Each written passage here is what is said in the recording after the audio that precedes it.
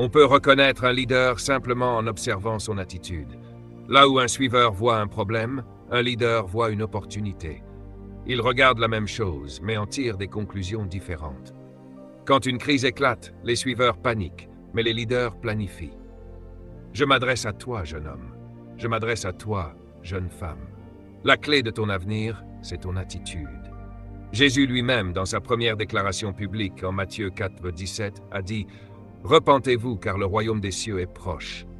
Le mot « repentir » signifie changer sa façon de penser, revenir à la pensée originale de Dieu.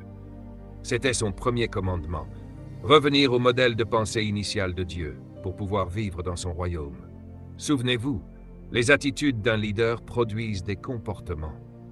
Et ces comportements poussent le leader au-delà des limites de la norme.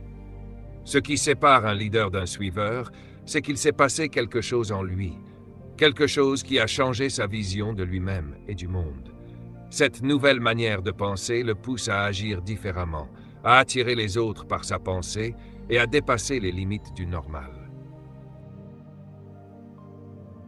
Numéro 4. L'attitude est le produit de la croyance. On ne peut pas créer une attitude sans une croyance. Dans cette salle, certains ont de mauvaises attitudes parce qu'ils ont de mauvaises croyances.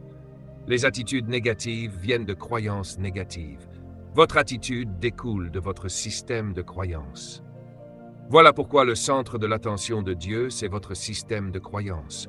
Le mot « croyance » signifie « foi » en grec. La Bible dit que la foi vient de ce qu'on entend. Alors d'où vient ce que vous croyez? Cela vient de ce que vous avez entendu. Votre culture, votre quartier, vos enseignants, vos parents, vos politiciens, vos prédicateurs. Vous êtes devenus ce qu'ils vous ont dit. Voilà pourquoi, pour changer, vous devez perturber ce que vous entendez. Jésus disait à ses disciples qu'il formait à penser comme des rois, comme des leaders. Faites attention à ce que vous entendez. Autrement dit, contrôlez ce que vous laissez entrer dans vos oreilles. N'écoutez pas n'importe qui, ne lisez pas n'importe quel livre, ne suivez pas n'importe quel enseignement, ne participez pas à n'importe quel séminaire. Choisissez vos sources d'information en fonction de votre destination. Si vous voulez être grand, n'écoutez pas les conversations de ceux qui pensent petit. C'est incroyable. Vous avez des problèmes de mariage et vous allez chercher des conseils auprès d'un divorcé. C'est insensé.